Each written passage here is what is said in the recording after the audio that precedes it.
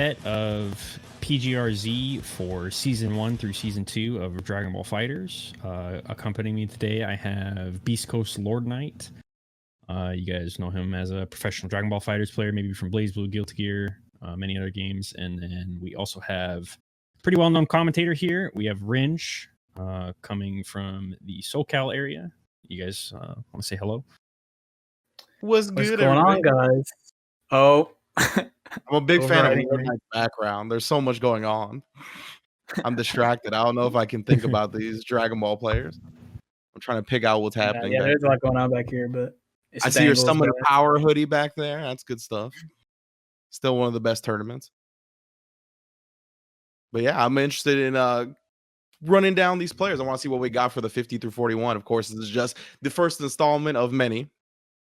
Yes, so today we're just going to be going through 50 through 41, as Rynge said, and we'll be staggering the release of the rest of the players for today's 50 through 41. If you want to get ahead of yourself, read the article. You can go ahead and type !PGRZ in the chat and get the Red Bull article link. It has all the players listed with their graphics, along with some little tidbits about their playstyle, history as a player, things like that. So without further ado, we'll get started with number 50. We're going to be coming in with Verdane. A lot of you guys will know him as probably the first notable Z Broly player in professional play. Picked him up back in Season 1 when he came out. Has some pretty good placements here with the first Japanese World Tour event. He came in at 9th. Excuse me. He also got 5th at Tokyo Game Show 2018. In Season 2, at the Red Bull Japan Finals, he placed 25th. And then at EVO, he got 49th. It's pretty solid rankings all around there on Verdane. So netting him the spot at number 50. Most definitely. And one of the results not listed here, of course, right, is all his Fighting Tuesday results. So that's where we first really got familiar with Verdane, was him just going to the weeklies in Tokyo, Japan every week and really putting it down with that Z Broly, as you mentioned, right? He was one of the players that put the character on the map and really pioneered a lot of what the character can do in competitive play. So I'm glad we got him included right here. Hopefully seeing, I hope to see him rise at least in the rankings and just do more work. As we see that he has the Season 1 and Season 2 team that's been pretty much the same. So I wonder if he's going to keep sticking with that or if he's going to switch. I just want to see more Verdane play, to be honest. Yeah, like he is one of many, I would say, Tokyo players where, like, you know, in Japan's usually like the hidden region. Like there's always secret gods and stuff. But like Rynge said, there was Fighting Tuesday. So we got to see a lot of him playing before he actually got to play at stuff like Japan Saga and stuff like that. And being like the main big body person too, even like despite fuzzies, for better or worse, like he put in a lot of work. He did really well, I think. That's true. My man went through the mud with that. Yeah, he's one of the only players competitively like playing two tall characters as early as Season 1, right? Yes. So fuzzies were still rampant in the game. Season 2, we saw the breakout of Universal Fuzzy. Although around that time, before Japan Saga, Verdane was taking a pretty notable break from the game. He hadn't been in Fighting Tuesday for a while, so maybe he didn't have to deal with that too much. But nonetheless, definitely a player was sticking to his guns for the entirety of Season 1, Season 2. He had some notable wins over Tachikawa, as well as Aqua at the Saga event in Season 1 in Japan.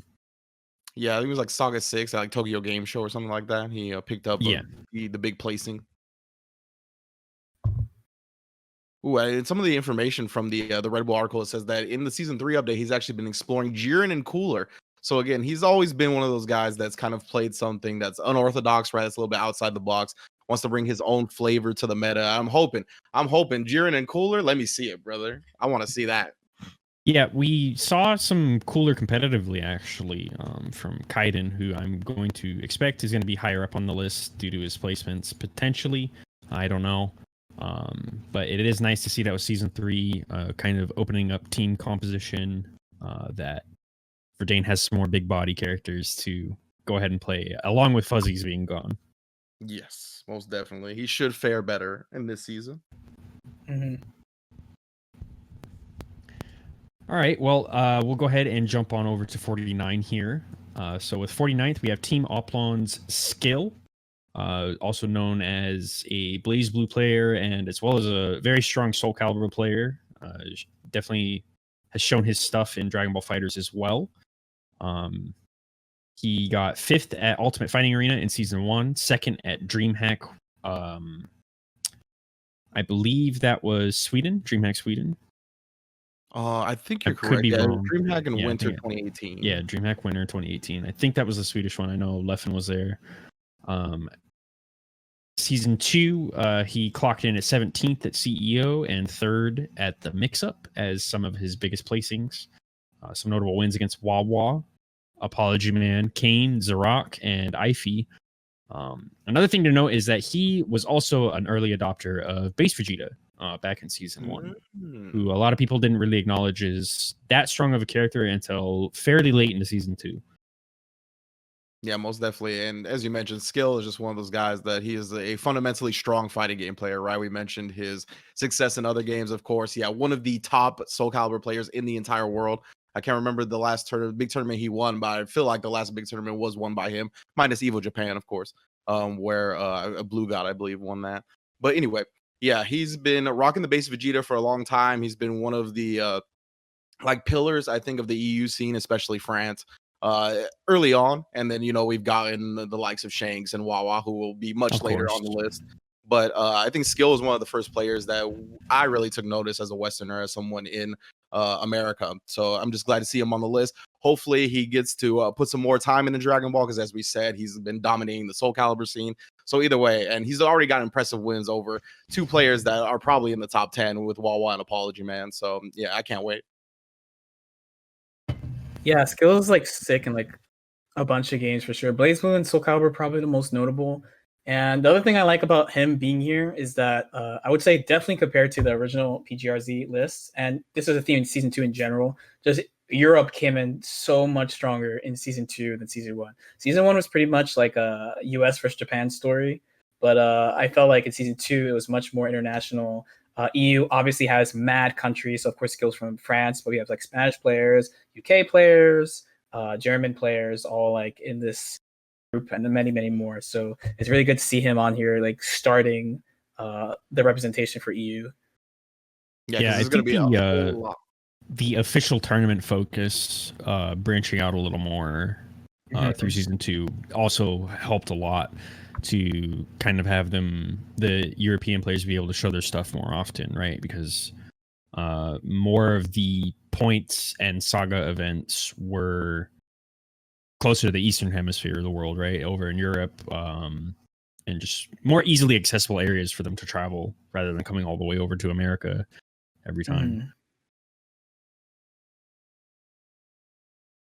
But yeah, I know he pretty much dropped focus on Dragon Ball FighterZ pretty much early midway through Season 2, right as the tour started up, to focus on Soul Calibur, where he's been crushing it pretty much. I would love to see more of him when Season 3 tournaments pick back up, when we're able to actually have them again. But yeah, definitely a strong player. Came in at 49th. And with that, we will jump over to 48. We have free agent Korean wrestling man. You know him. You love him.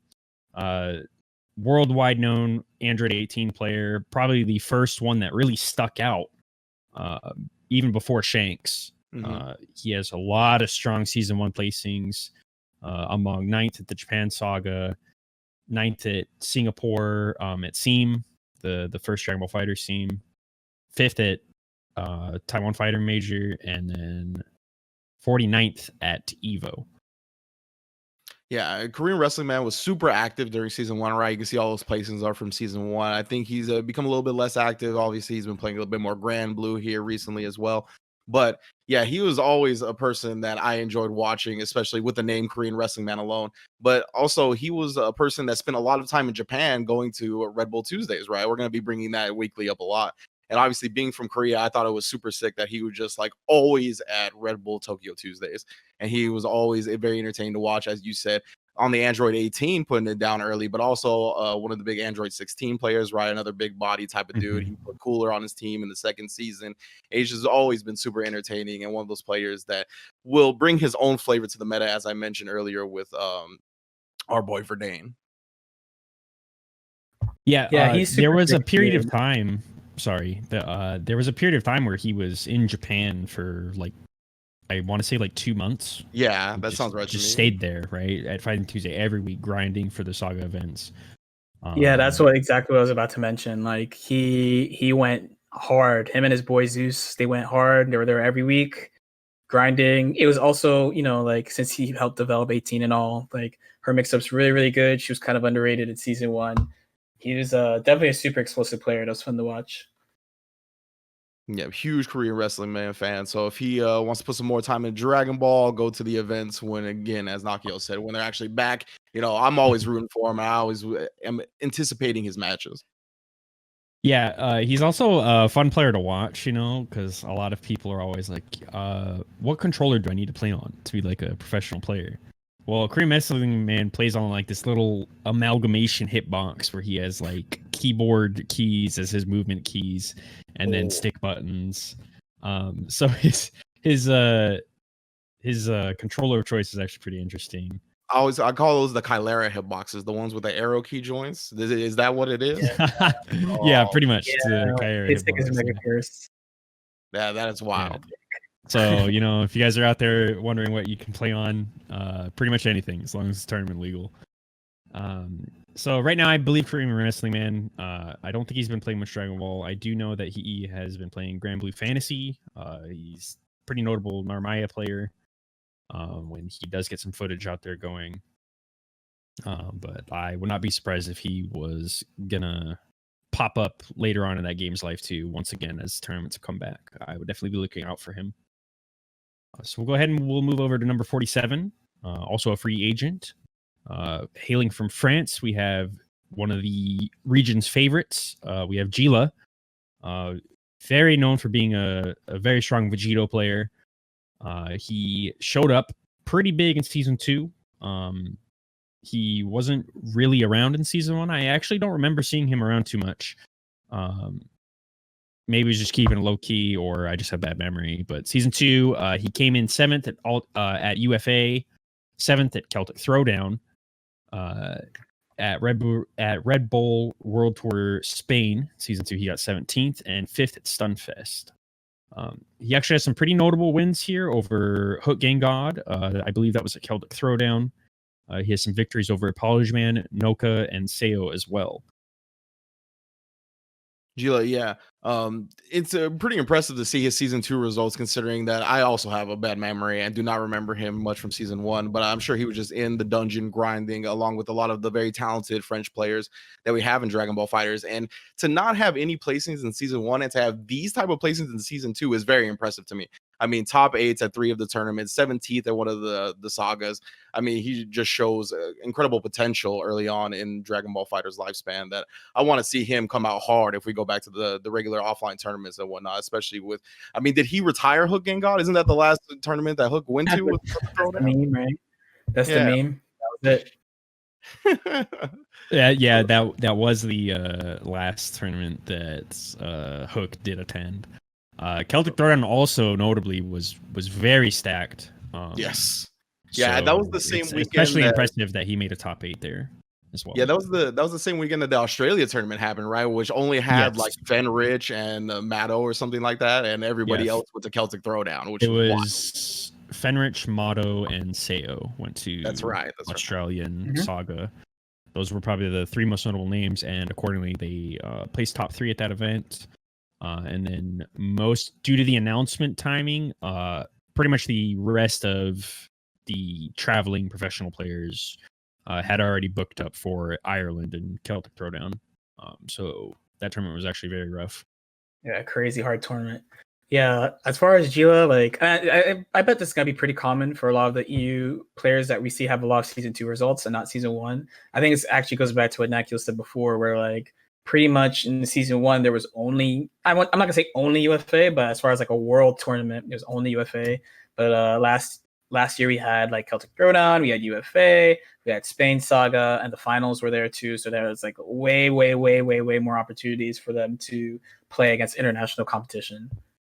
Yeah, both years had versus fighting, but they were pretty much plagued by the same problem both years, where the announcement came like way too late for anyone to attend. Not versus fighting's fault, of course. That's kind of up in the air, but the announcements for both were just objectively really late. A lot of people couldn't get travel sorted out to go to them. And so that also definitely makes it harder, right, for like the region to get properly represented when the competitors aren't able to go. Most definitely. And yeah, these French players and the EU players in general took such a big advantage of like actually having more tournaments there. They showed out so hard in season 2. It was a beautiful thing. Yeah, to see. they're very strong scene. Definitely something most traveling people noticed going to their events more often throughout season 2. Is like, wow, most of these guys are actually threats. So again, he's another player that I don't really know what he's up to right now. I'm going to assume that he's probably still grinding away at Dragonball FighterZ. I do know that net play tournaments. He's been winning the net play tournaments they've been having. Yeah, I haven't really been paying personal attention to much online stuff, but I do remember that, like I believe Kane and Wawa and probably some more. I do remember that they played online a lot against each other. Back in season 2, I remember hearing that they were like, yeah, we're online training partners. I was like, oh, okay. But anyways, we're gonna go ahead and move on to 46. Continuing the trend, we have yet another free agent. We have a very big Trunks name here, pretty much the last man standing as of season 2, which was Kawamatsu, coming from Japan. A lot of Trunks players look up to him. He actually didn't play Trunks for part of season 1 right away, but when he did swap to him, he definitely made a name for himself. He has some notable wins against Bombabon, Tachikawa, Kaimato, Taco, and Yuta. He got 4th in season 2 KVOX TSB, 7th at SEAM, 9th at Penang Esports, and 25th at World Tour Japan throughout season 2. Coleman, I want to hear from LordKnight, yo. Tell me about your Trunks brethren or your former Trunks brethren, bro. I mean, no, Trunks bros for sure. Like, so I think he started with this game. There's a few Japanese players that started with this game, and they're incredibly strong. I could be wrong, but I think he started this game. He's so out of like the Trunks players, he's not like saucy, let's say. Like he doesn't do like super flashy mix-ups. He's just like super solid play. Really good fundamental understanding, really good reactions. He has good training partners too. He plays online as well, but like you regularly find like replays of him practicing against like Goichi, and we all know how good he is. So yeah, he has a really good fundamental understanding of the game already. That's interesting to me that he, at least from what we know, that he doesn't have much history in fighting games before Dragonball FighterZ. And then he brings a more fundamental, like solid, patient play to his game, right? A lot of the time, I mean, when I was first enamored with fighting games, I was all about the sauce, right? I always wanted to do something cool to my opponent. So the fact that he's like come into fighting games without that, I think shows a lot of maturity, shows a lot of like just smart style that he's bringing to the table. And yeah, I just hope to see him grow not only as a Dragon Ball player, but as a fighting game player. Yeah, he's one of the players that, as of season 3, I think you'll be seeing a lot of it. He's picked up base Vegeta. I believe he's playing base Vegeta, Bardock, Trunks. Could be right. Kid Buu base Vegeta, Trunks. I'm not sure which. But I think with season 2, everyone realizing how strong the character was, and season 3 continuing that path for him without any significant nerfs or anything like that. I think that character will be showing up a lot, especially against top-level competitors like Kawamatsu. So we'll go ahead and we'll jump over to 45, coming back over to America here, going all around the world. I would rather say we have Coup d'etat, who is previously a Marvel player, who actually has pretty notable wins against Paul Japan Super Noon, and actually myself. I lost to him actually at the season 1 LCQ. I think it was the first or the second one. one of the brackets. He took me out. So he has some pretty notable placements here. It's season 1 at SoCal Regionals, coming at 4th. Anime Ascension, he came in at 9th. Season 1 Evo, he came in at 65th. And Season 2 Evo, he came in at 49th. Yep. Kudeta is all about the versus style of game, right? You mentioned he's a Marvel player. He's been playing a lot of Power Rangers recently. Been playing a lot of Dragon Ball. So he's just one of those guys that I think feels the most comfortable in a multi-character environment where he could really get his movement on, get a lot of like chaos on the screen, but being able to control that chaos, right? That's one of my favorite things about the versus style games. I feel like he exemplifies that a lot. So big ups to Kudeta. I've been holding it down for a while now, of course, out of Las Vegas as well. So yeah, I just want to see more and more from all these competitors, really. Yeah, he was super sick season 1, playing and definitely talking about the versus games. Definitely playing a super cursed team. Like he had like Gotenks, Bardock. I think 16 was his anchor. Yeah, like, yeah. By LCQ coming around, he was playing Gotenks, Bardock 16. Yeah.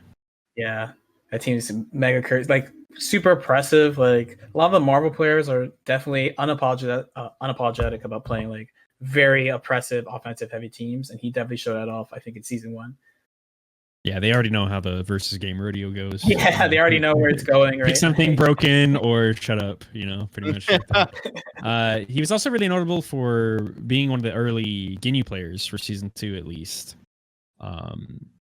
And I do know that he stopped playing the game for a little bit, but he still maintained a lot of his strong fundamentals just as a fighting game player. And within Dragonball FighterZ, he actually gave me like a mini heart attack at Evo. He started playing recently again. He was playing Ginyu, GT, SSJ, and we actually had a really close set. I won, but it was definitely like, I was like, wow. I was like, you're still really strong. I think something to note about him always is that his defense is really, really good, and he's probably the best player I've ever played against at jabbing super dash. Like it was actually insane. I distinctly remember like super dashing from right under him. Like he was maybe like double jump height falling down. He jabbed me out of it, and I was just like, what the hell? I was like, wow. I actually can't believe you did that.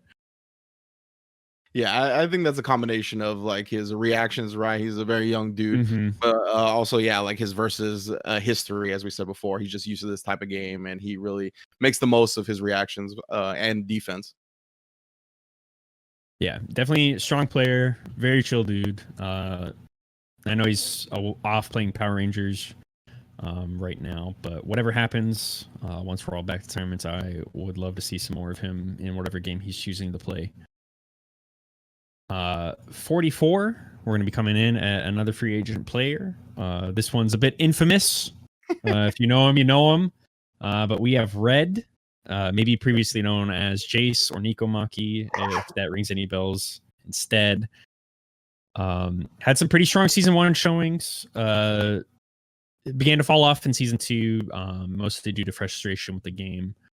He's been pretty vocal about that. He has some notable wins against the Kill Sage and Nokami, along with some really good placements such as 2nd at Summer Jam, 2nd at Defend the North, 7th at Super TSB, and 9th at East Coast Throwdown in season 1. That's my son. I don't know what to say. That's my son. He's from my region.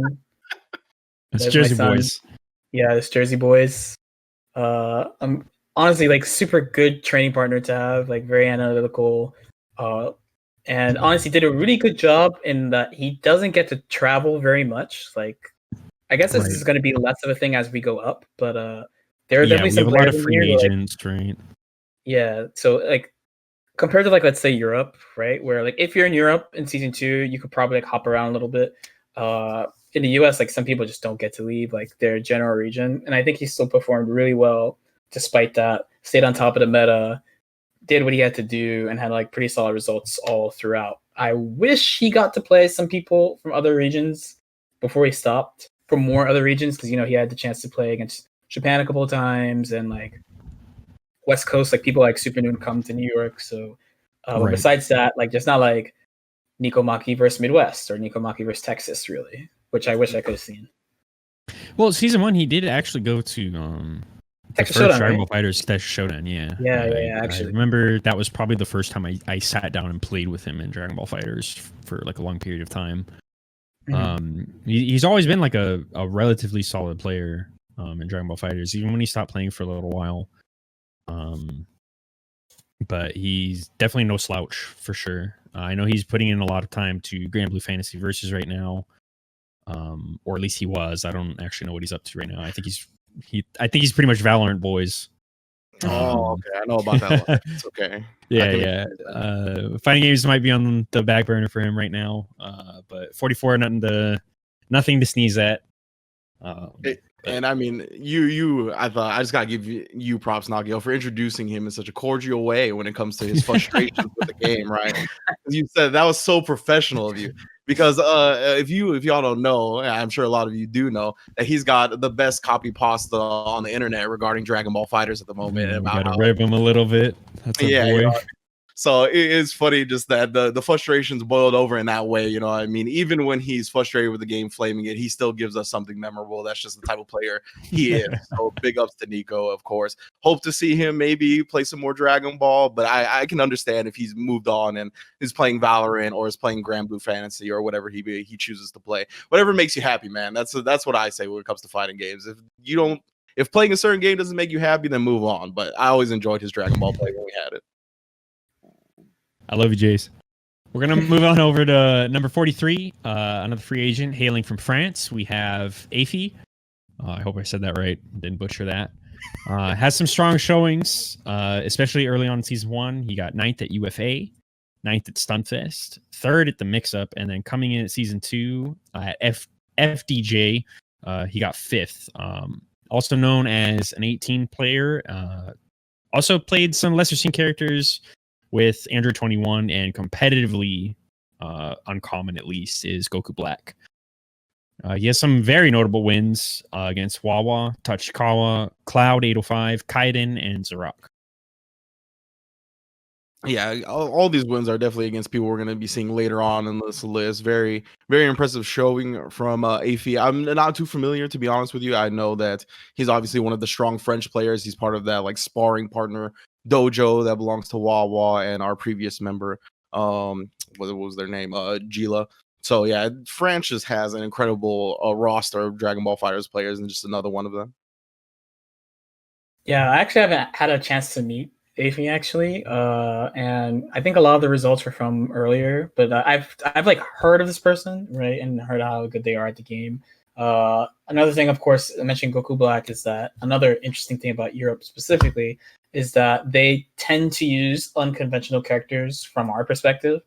So, I mean, Goku Black aside, I mean, there's many examples like Gila playing Vegito, or like Xerox playing base Vegeta before it was popular, like stuff like that. Like EU always has kind of like the experimental characters or like their own flavor in their teams.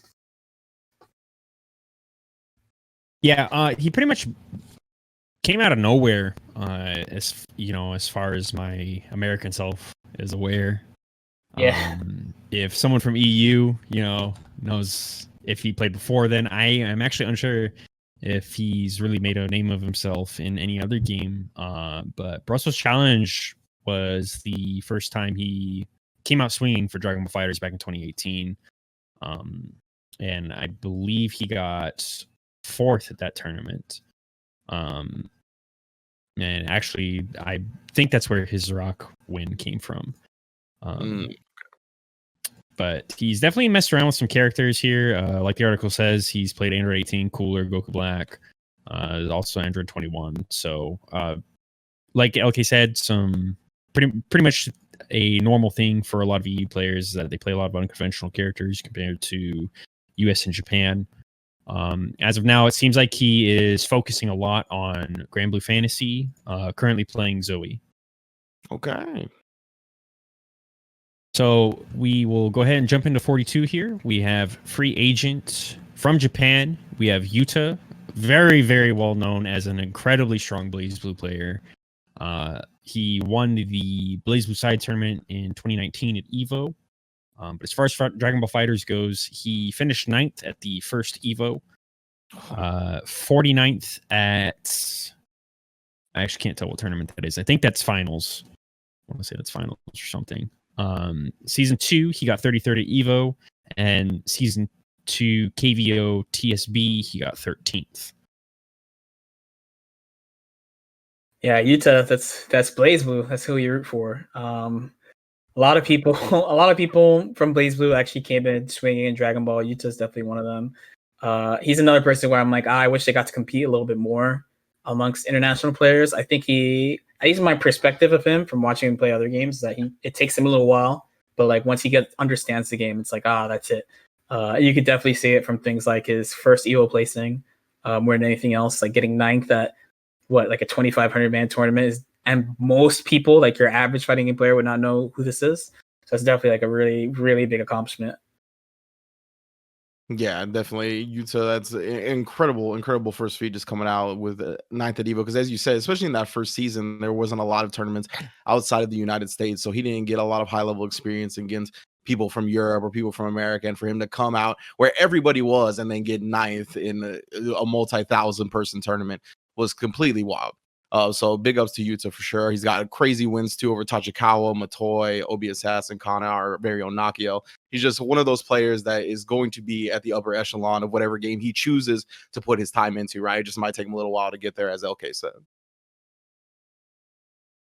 Yeah, I don't know what he's up to right now, but like you said, he's very strong at any game he puts his time into.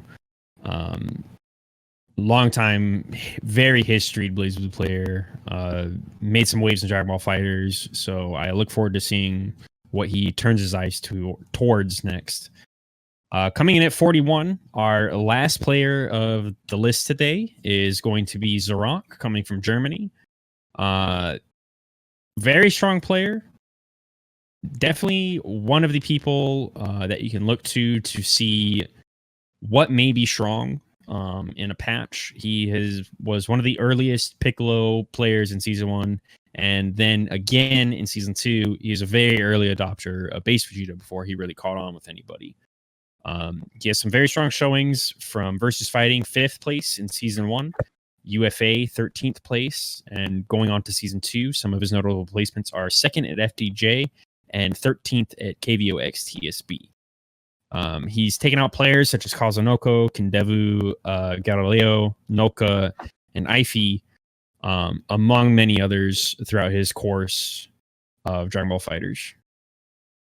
Yeah, and Xerox one of those dudes that's super hungry, right? You can see once he got more of an opportunity in Season 2 with more tournaments. Even in Season 1, he was going wherever he could and placing well. But in Season 2, he got a bit more opportunities, not only because of more EU tournaments, but also because he went to Japan. You can see that KVO TSB placing on there. He was in Japan with Super Noon for like, I don't even know, like 6 weeks or something like that. They were there for a while, training as much as they possibly could, along with a lot of the other American players that went out to train and level up in Dragon Ball FighterZ. So I'm always just a big fan of the hunger and doing whatever it takes to win.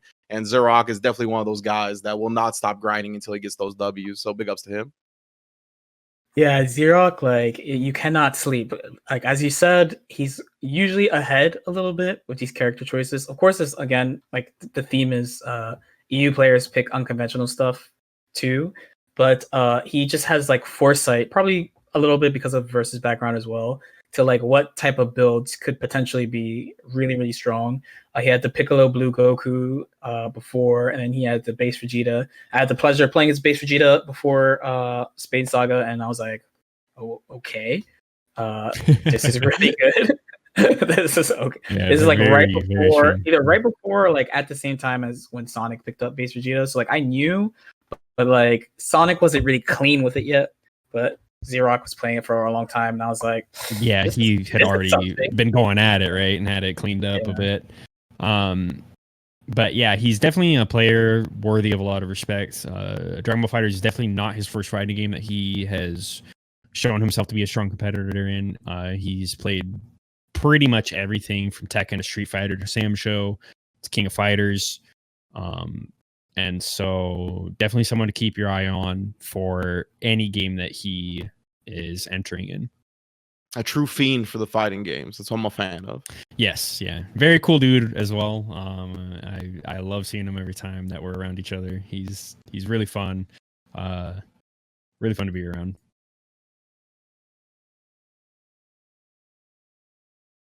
So since that is the last player of the day for 41, we are going to leave you guys hanging for 40 through 31, which will be coming in on Thursday. You guys will find out with the article posted and the roundtable again later that day. So Rynge, let's go with you first. Who do you think or kind of expect to be on 40 through 31? If it's just a couple people, that's okay, but I want to hear your thoughts. Let me see. I do think we're going to see a good amount of EU talent still coming up here in the next round of the PGRZ. Like some of the guys you see of the notable wins, maybe like a Kaiden, maybe like an OB Assassin. OB Assassin might be higher though. Yeah, I'm very interested to see where the 40 through 31 falls. Maybe someone like Cloud. I'm interested to see who these players that did really well in season 1, but then kind of didn't compete as much in season 2 and onwards, where they fall. Somebody like a Hook, somebody like a Cloud, people like that. Maybe Kaimart. I'm not sure to be honest. I feel like I might be lowballing a lot of these players that might end up being higher on the list. But those are my thoughts. Steve? Yeah, I was kind of thinking about that too based off this. I was like, I don't know.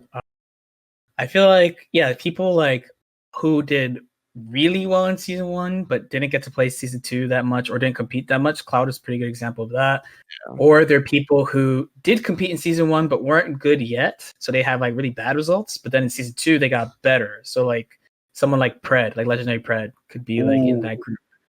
Oh, like someone who's great now, but like at the beginning when there was a lot of stuff, they just, they were learning. So of course there could still be a couple of EU people too. I'm with you. I think OB is going to be higher than that, but there are a couple of EU people that I could see sitting around there for sure. If I had to guess, maybe someone like Rudy maybe would be in that group. Rudy VSF. I think Kaiden would be a little bit higher because I think his results were like quite good in season 2. Okay. So I think he's going to be a little bit further on. Yeah, once he started showing up, Kaiden specifically, he was definitely putting the numbers up. Yeah, I would also like. I think personally, I think 4031 is actually going to be really interesting for both reasons. Pretty much every reason that you guys mentioned already is that because this is a lifespan look at both seasons of the game so far. It is going to be pretty interesting seeing the differences between someone who showed up really hard in season 1, and then just stopped playing in season 2. There's players like Reynold. There's players like Cloud. There's players like Cook who eventually stopped competing as well in season 2. Probably among many others that you wouldn't be thinking off the top of the head, because something that a lot of people forget a lot of time is that once season 2 came out and that the tournaments were better spread throughout the world, is that there are so many strong players. Yeah, there are so many strong players in every region. People that stopped playing after season 1, people that started playing in season 2, and just then started making a name for yourself. So I think it's going to be really fun to look as we get higher up the list at some of these people that made a name for themselves late or early on. Yeah, because for our 50 through 41, it was like a lot of early powerhouses, right? Like we have like Verdane and Skill and like Korean Wrestling Man and some of these guys that fell off later on. So I want to see how that translates to the second part, where are they going to be even more of the season 1 powerhouses and ones that did a little bit better, or are we going to get some of that mix where we have like the season 2 guys that were up and coming and then that were super hungry during that and didn't have like first like top 3 placings, but had a couple of top 8s, had a couple of top 16s. Hopefully they get in there as well. I can't wait to see who the rest of this list are. Yeah, so I hope you guys enjoyed the roundtable today. Thank you so much for tuning in. I hope you guys enjoyed the article with the little tidbits about the players. I think that's super cool. I'm really happy that's being done. And I'm definitely excited for this Thursday when we get the rest of them. Yeah, and remember, you can access that article by hitting !PGRZ in the chat as well if you want to take a look at it yourself, get that information on the players. And yeah, if you want to look ahead a little bit as well and not follow along with us, you can do that too. So again, it's just all on that !PGRZ link.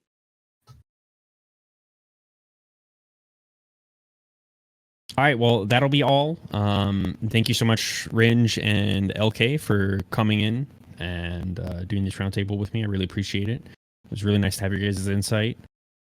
You guys can check both of them out on their Twitch channels anytime. If they want to talk about fighting games, you guys know where to find them. I believe Rynge's is just twitch.tv/Rynge, and LordKnight is the same, right? You don't have LordKnight BB or anything, right? No, yeah, it's just LordKnight. We actually got that one. Yeah, there you go. I'm right there with you. I didn't get Rynge on Twitter. It's like you didn't get LordKnight. Feels bad. Feels bad. Yeah. Oh, sorry. Yeah, and I misspoke about the next stream. It should be Friday, 22nd. Sorry, I thought today was Tuesday. I'm on quarantine time. It'd be like that. Every day's the same. Every day's the same. Yep. But again, thank you guys so much. Really appreciate it. Make sure you guys follow the PG Stats Twitter account if you want to kind of stake out for the next article link Friday afternoon. But that'll be all for me today. But thank you guys again.